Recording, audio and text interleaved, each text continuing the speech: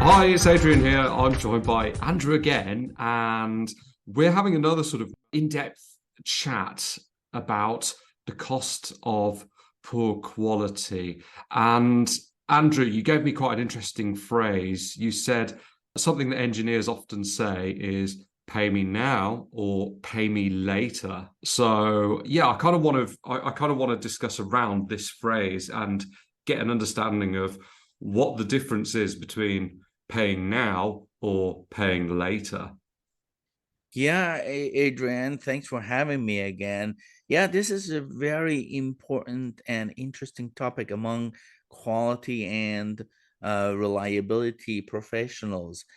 This is one of Mm, the arguments that always happens among engineers, and the managers who don't want to spend the money and the funding for hiring more reliability engineers, quality inspectors, and or test equipment to be able to do these tasks so that the product will be more reliable. absolutely, yeah. Okay. So let's get into the meat of this then and start by talking about what that phrase really means. Yeah, that sounds good.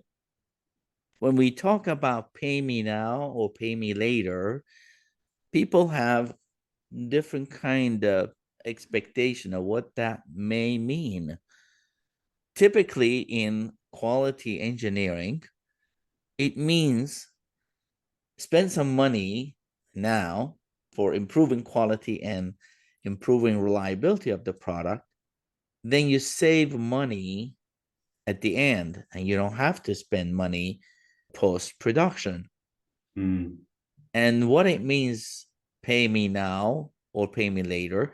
If you don't pay me now, that means if you don't spend enough adequate amount of funding on improving quality and reliability of the product, then you end up spending money on improving the returned product from the field. And that is not a good thing. Most of the time, the pay me later is much more than the pay me now. mm, So that is the phrase that is very common among quality and reliability folks in terms of how to deal with certain types of management who don't have a quality or reliability mindset, and they're more driven by uh, being in the market first, rushing the project, and cutting costs and cutting corners on quality and reliability and testing. And the result usually is that they end up spending a lot more money in terms of field returns. Now, you might say, why the cost of poor quality? Why is this important? Well, the first thing is that anytime you are spending money on improving the quality or reliability of the product, there is definitely money coming out of the bottom line that may not be in the best interest of the management who need to support this agenda. And on the other hand, if you don't spend the money at the beginning of the development in order to improve the quality of the products, what you can expect ultimately is that most likely your product will not meet the end user customer and or the life expectancy that was intended to, and or the quality of the user experience. Anyway, in many ways you will find some sorts of quality issues that will result in either high return rate and or in some cases, as you know, a recall. And a recall, of course, is the ultimate pay me later. Hmm.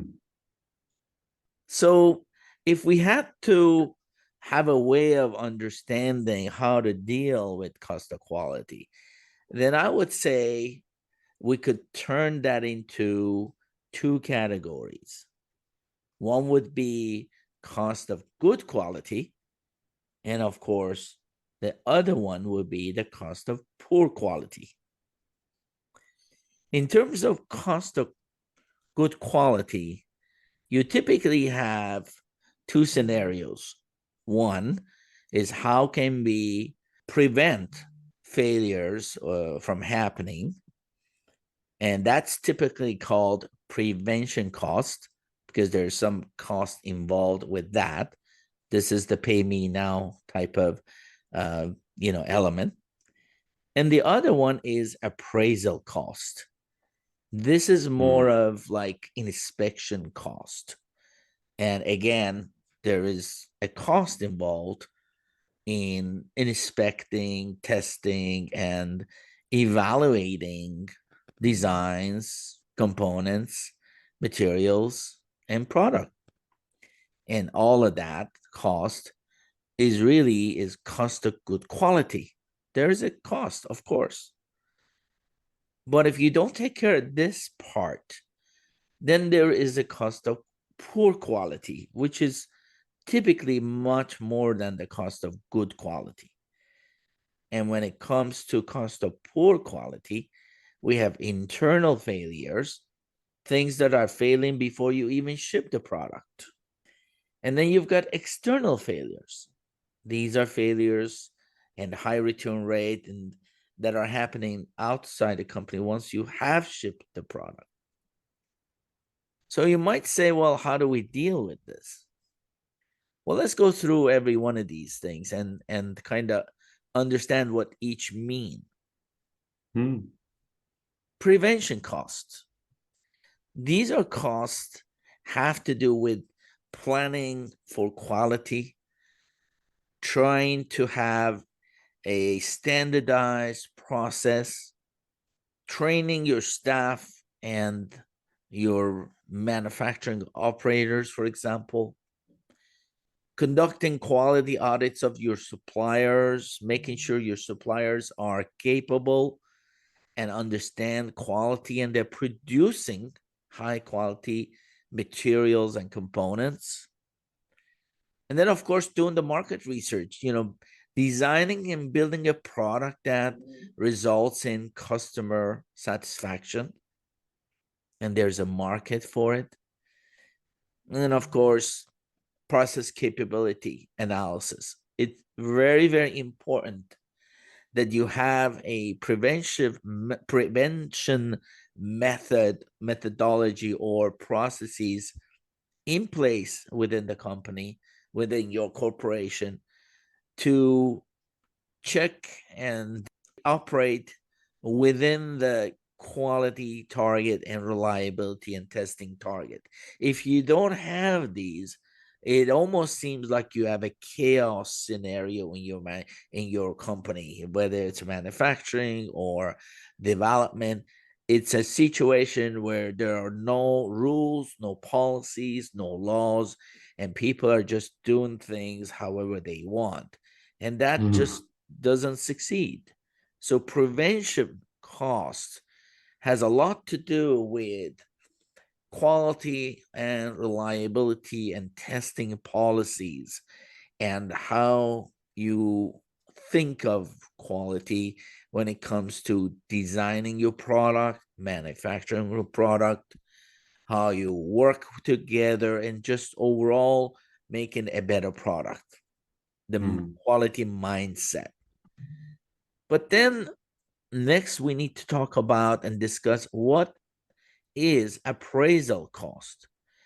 In short, appraisal costs are related to inspection and evaluation costs of either component, processes, design, and so on. And these could be examples of these could be, for example, IQC. These are incoming quality inspections. where you're trying to control the quality of the parts, materials, and components coming into the factory. You don't want any of the no good parts to be mixed with manufacturing good parts. That would be disaster. So this department, incoming basically quality control, IQC, acts like a policing of materials that they come from outside. They all need to meet a certain kind of specification and performance requirement before they're allowed to be used in manufacturing or design environment. And then, of course, there is another one called in-process inspection. This is very important because if you are these, let's say, assembling a very complicated product, that has many pieces to it, and you don't test and inspect as you go along, then there's always a good chance that at the end of the line, the product is not going to function, or is not going to have, or is going to have all sorts of failures and defects. So to prevent that, typically there is a inline in the assembly line a certain inspection.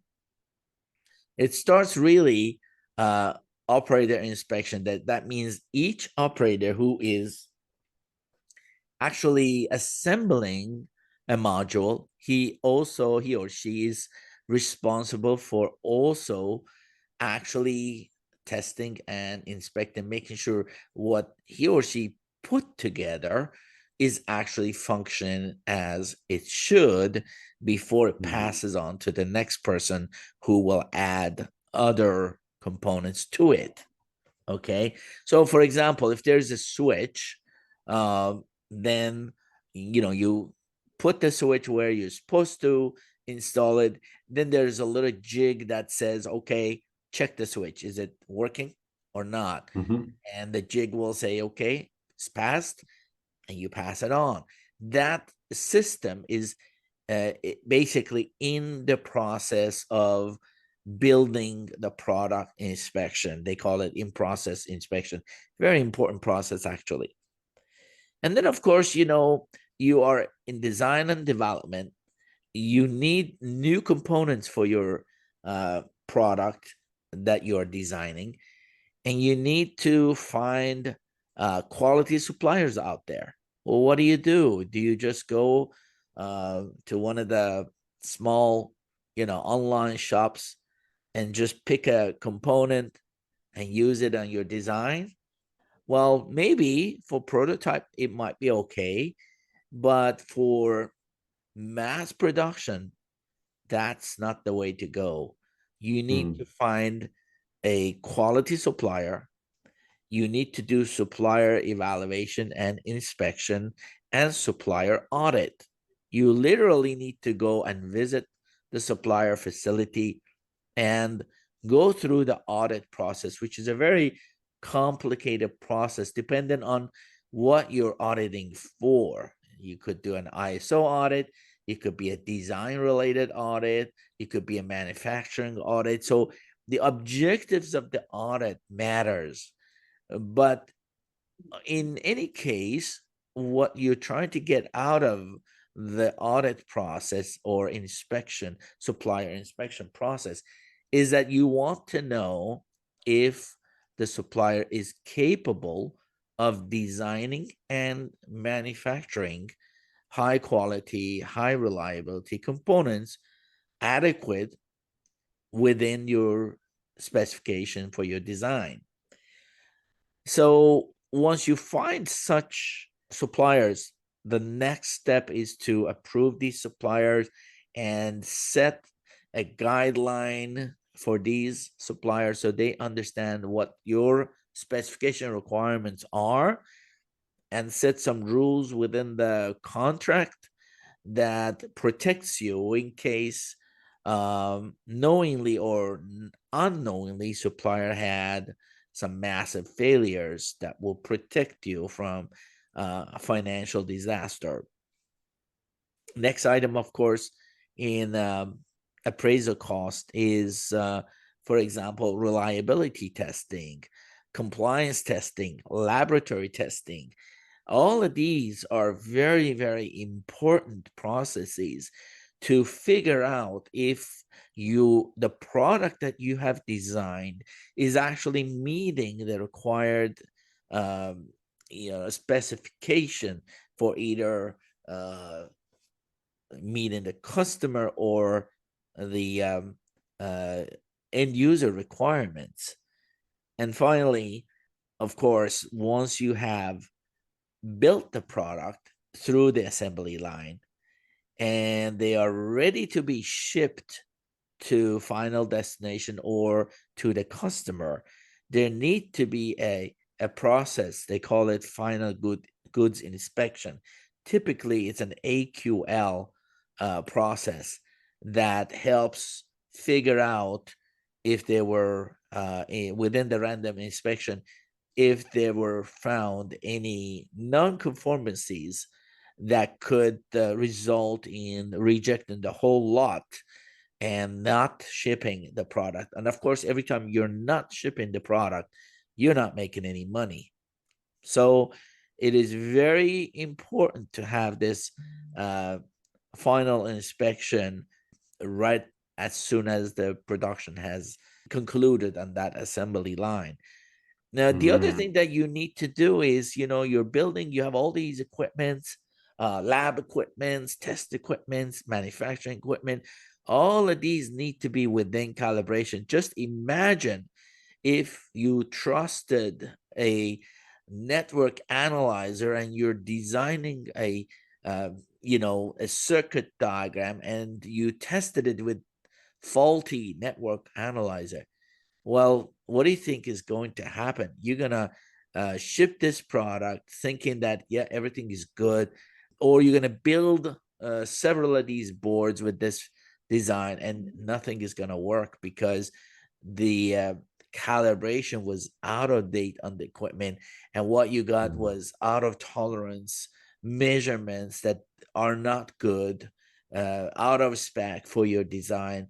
And yes, it can definitely throw a big wrench within the design team. So not the only design team, but also manufacturing. So it's really critical that all test equipments, all kinds of manufacturing equipment, the calibration should be up to date, is the terminology. Up to date calibration. In fact, this is one of the most important things that when you are doing manufacturing audit, or ISO auditors really nail this every time. They always look for an equipment out of calibration. So that was the two terminologies under cost of good quality, which was prevention cost and appraisal cost. Now we move into cost of poor quality. Well, one of the elements is internal failures, meaning that within your company, there are failures, and those failures have costs associated with it. Every time there is, for example, a rework, failure happens, they have to go to rework department in manufacturing, and they have to rework these boards and PCBs. And every time they do that, several of them can't be reworked and they basically scrapped. That is money down the drain. And same thing with PCBs and boards or products that are returned from the field, from the customer, dissatisfied and waiting for their product to be refurbished and repaired and returned back to the customer. This is huge cost because more often bad products actually fail before their warranty period ends. So Mm. who pays the cost for that warranty? The manufacturer, the product owner. And so it's very important that you make a product that at least lasts longer than the warranty period, Mm. typically a year.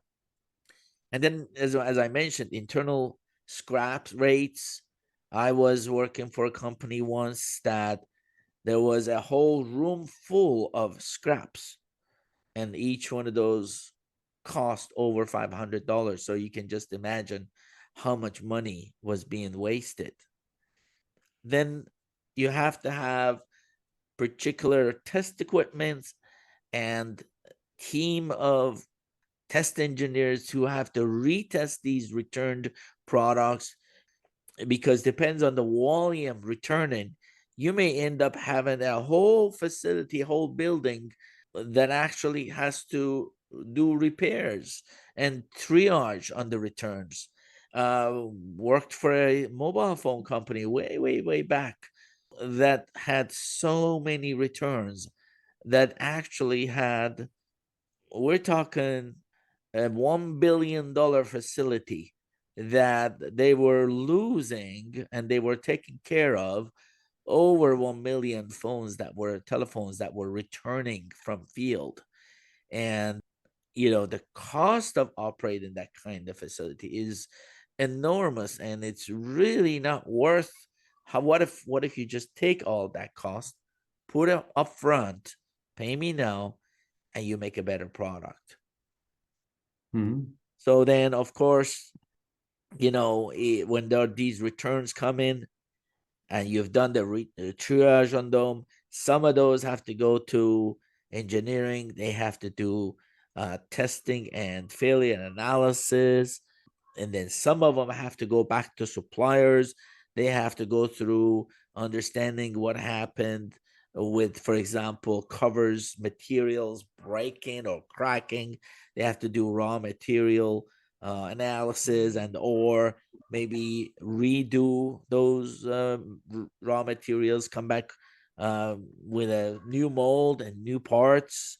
It's just a lot of headache post production if you don't pay attention and don't do due diligence in the upfront in terms of quality and reliability. Of course, Yeah. these are all what we just talked about. It's all only internal failures. Well, let's talk about external failures.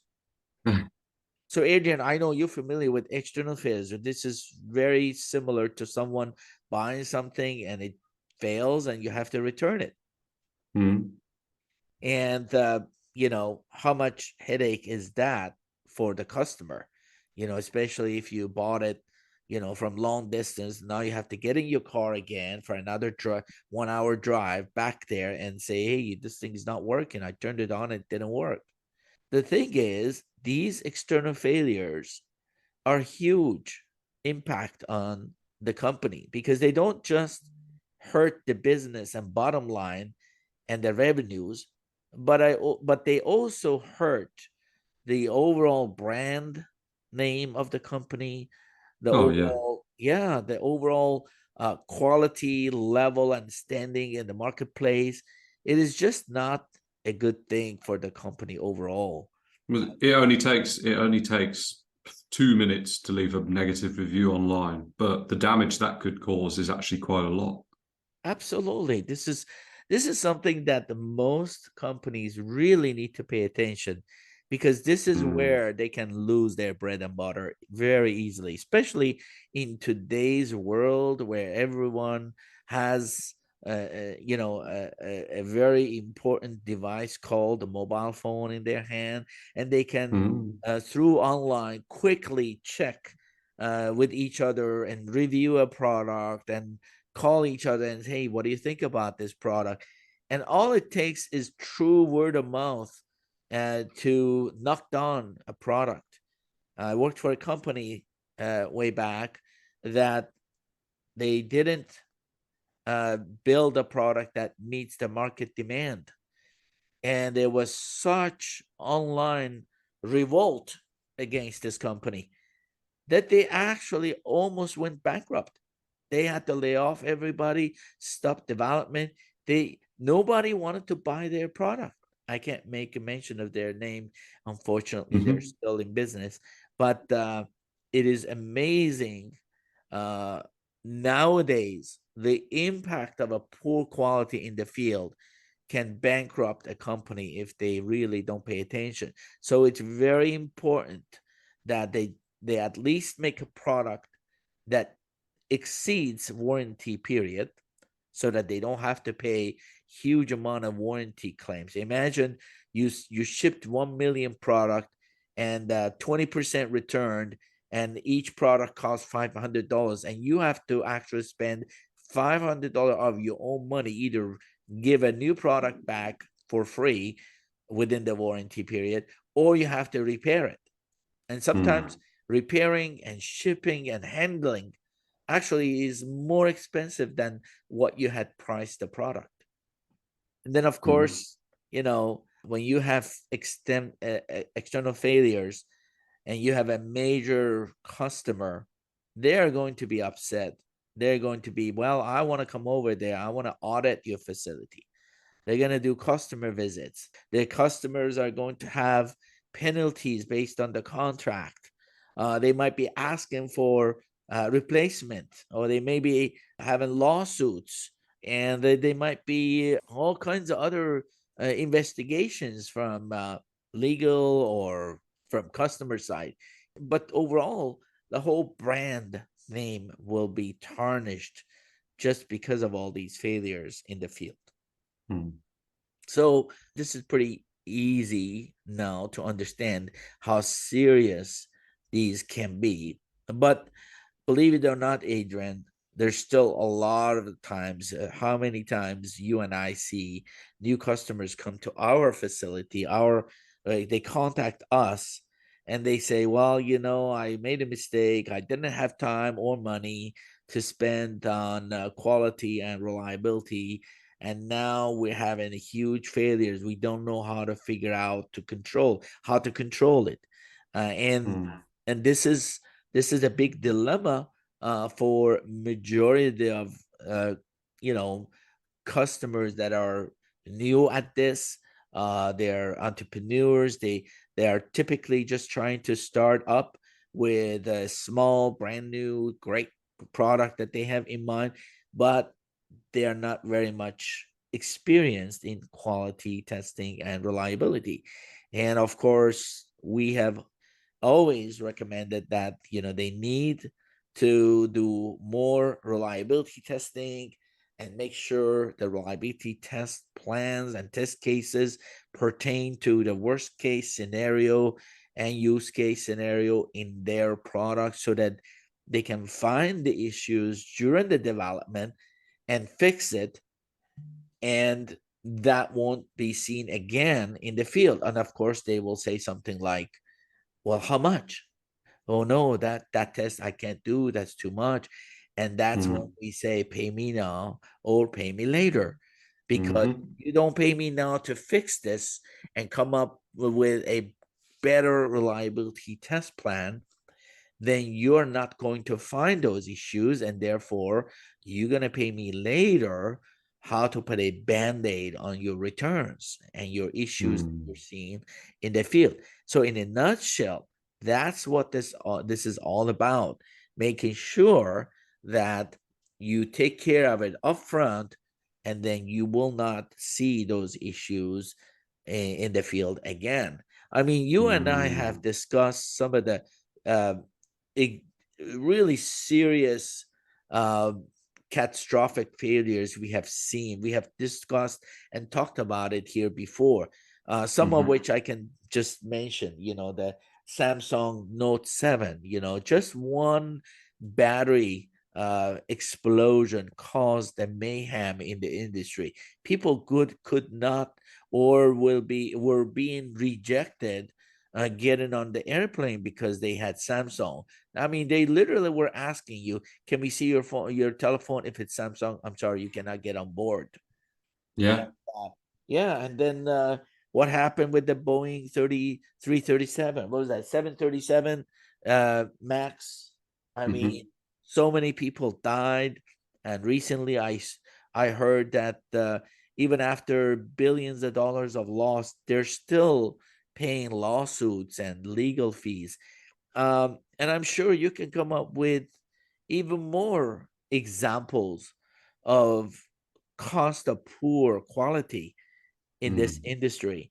And I think that what our readers or listeners need to know is that it is critical and very important that they do proper design, optimum reliability testing, follow all quality and industry standards in inspection and manufacturing guidelines, making sure that you follow good manufacturing practices, how to improve your yield, best in class policies.